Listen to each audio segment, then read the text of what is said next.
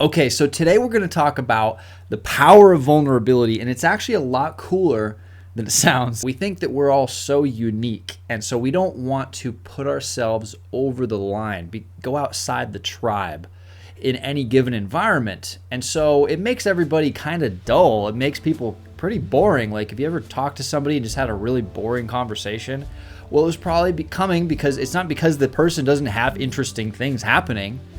They're pursuing something somewhat interesting, but they're just too afraid of being judged for what those things are, right? Now, maybe some people you don't want them to share everything, but the average person could benefit pretty immensely just from this one thing I'm going to share in this video. It's going to blow your mind. It's going to be awesome. Okay, before we do, go ahead and smash the like button for me. Give it a thumbs up.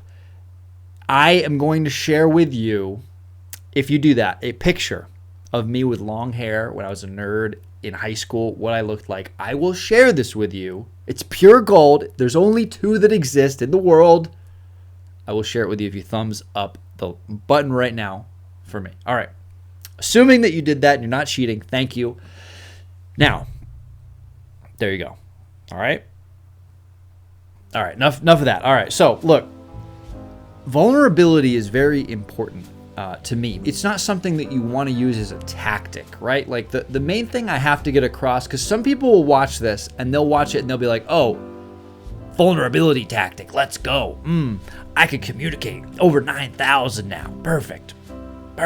And that's not the way to do this, okay? So what I'm talking about here is how to develop yourself into the person that you already are on the inside, okay? So I don't want you to change who you are. I want to get the person that you are out to the world. Now, that sounds kind of cliche, kind of silly. Yeah, well, it is. When most people are giving advice along these lines, hey, be yourself. Hey, just do that. It doesn't help the average person because they don't understand what it is about them that's good and what it is about them that makes them unique. They think they should just follow their impulse. No. That's not what makes people unique. What makes somebody unique is it's those things that you do that inherently have risk associated with it. Because if there's no risk, then it's not you, because it's not unique. Inherently, by it being a unique thing that you're sharing about your personality, about who you are, that's you're scared to show, inherently has a risk.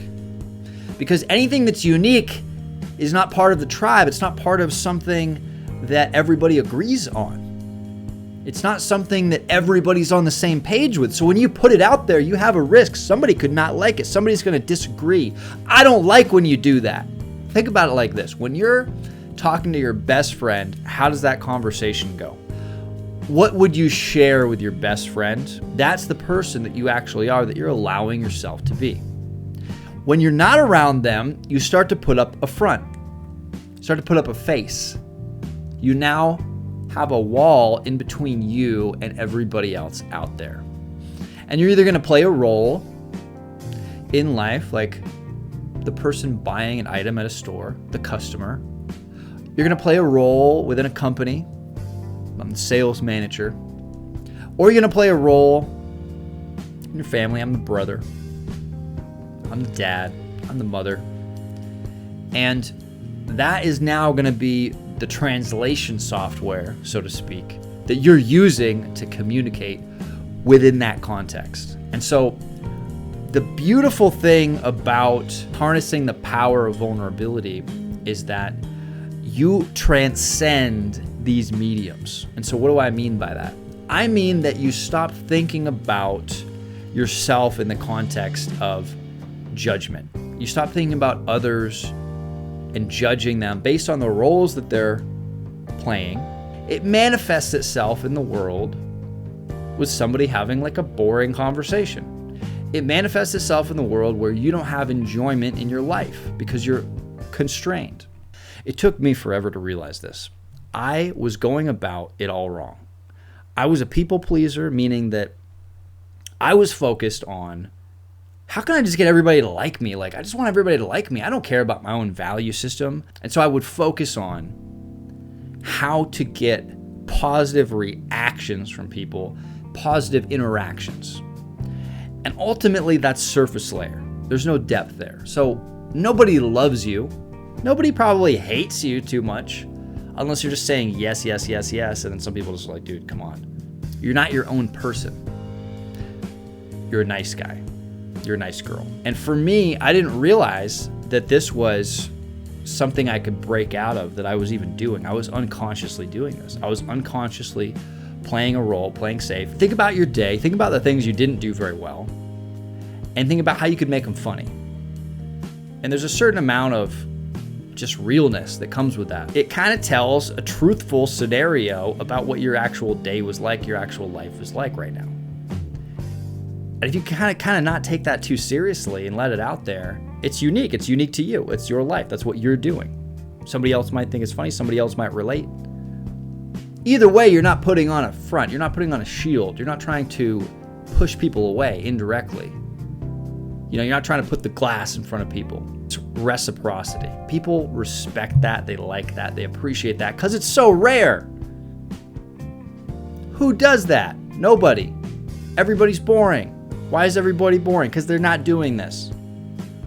So you can immediately change that just by being a little bit more honest in your conversations.